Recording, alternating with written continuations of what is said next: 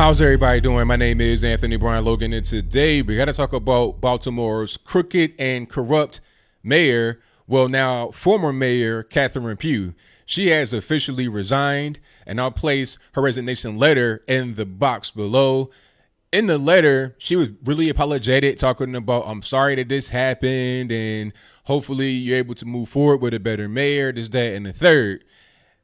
A press conference was held. She was not at the press conference. Her lawyer was. Now, maybe she is still suffering from pneumonia, but I think it's kind of cowardly to not go to the press conference and at least show your face. You might be sick or whatever, but I think that if you are the mayor of this city, the people that voted for you, your former constituents deserve to at least look you in the eye, maybe ask you a few questions about what's going on and why you were just yet another corrupt and inept mayor of Baltimore City. Now, before I even go any further, I got to back up here in case you don't know what's going on and why she resigned. There was this whole big book scandal.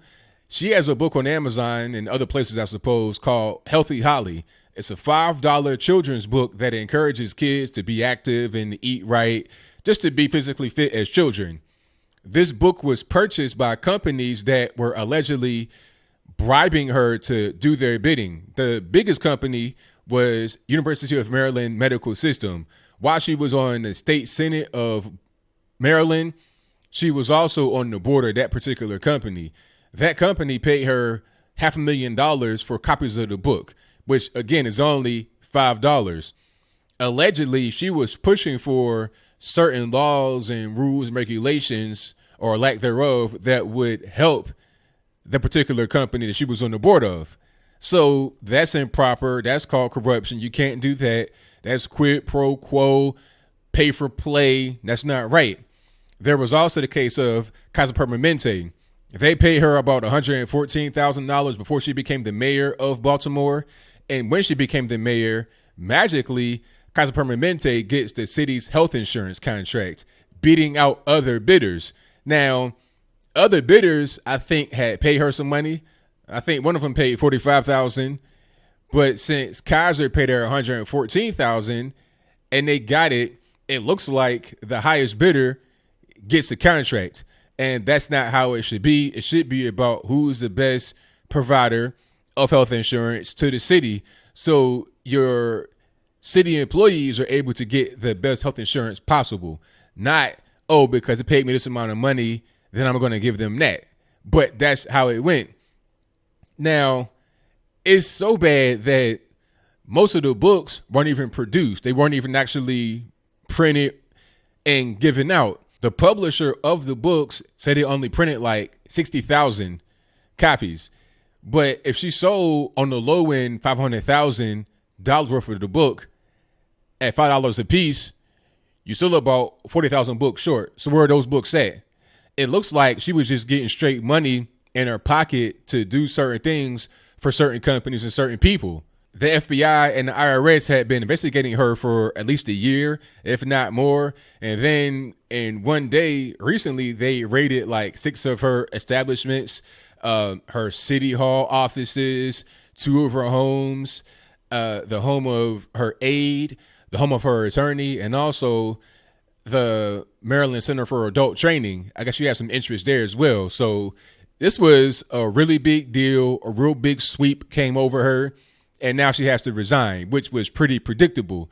The question would be, what now? Okay, you got the corrupt mayor out of there. What are you going to do now? Baltimore is still in a lot of trouble. 13% reading proficiency rate, like a 25% poverty rate, which is probably underestimated. A lot of crime, a lot of violence, and a lot of corruption in general that has been plaguing the city for a while. Before Catherine Pugh, you had Stephanie Rawlings-Blake. Remember the whole Freddie Gray, Baltimore riots? We gave them space to destroy. That was Stephanie Rawlings-Blake. And before her, you had Sheila Dixon, who got convicted on an embezzlement charge for stealing like $500 in Toys R Us gift cards. I mean, just stupid stuff. So you've had a lot of corrupt Democrat politicians in office for quite a while. They got us in there right now is the interim mayor, who is a friend of Catherine Pugh. His name is Jack Young. So, I mean, he's going to be the mayor for now. Will anything change under Jack Young? And who are they going to elect next? Sheila Dixon actually ran in this race where she lost against Catherine Pugh, I suppose. I'm not really sure how that worked. Maybe it was on the primary or whatever. But she ran, but was not successful, but she did run. Will she run again, even though she's already been convicted for embezzlement? I mean, Maryland, you got a history of doing stuff like this. I know D.C. is not technically in Maryland, but it pretty much is. Marion Barry was beloved by D.C. people, Maryland people as well, Northern Virginia because of the jobs and whatnot. But he got caught on camera smoking crack, okay, and was still elected again for, I think, a different office. So it could happen again here in Baltimore City. The city should not be as poor as it is in certain areas. It shouldn't have this problem with reading proficiency. There should not be so much crime and violence. Maryland is a rich state. This whole excuse of poverty is really just not an excuse. It shouldn't be that way in that city. There's plenty of money in the state. What's the problem? It appears to be bad leadership. If you can get paid $500,000 to have a politician do whatever you want, I mean, what's really going on? And the mayor's office is not a low salary position. You're talking about $180,000 per year, almost $200,000 a year just to be the mayor, and you get a pension afterwards. Sheila Dixon, who got convicted for embezzlement, still gets a pension of $85,000 a year. So I don't understand the purpose of doing all these things. Either way it goes, Catherine Pugh is out. She has resigned, effective immediately. Jack Young, who had been in there for a while, since Catherine Pugh was not in office due to pneumonia, allegedly, he's going to be the mayor for the foreseeable future until the next election. So that's pretty much all I got. What say you? Are you surprised that Catherine Pugh actually resigned?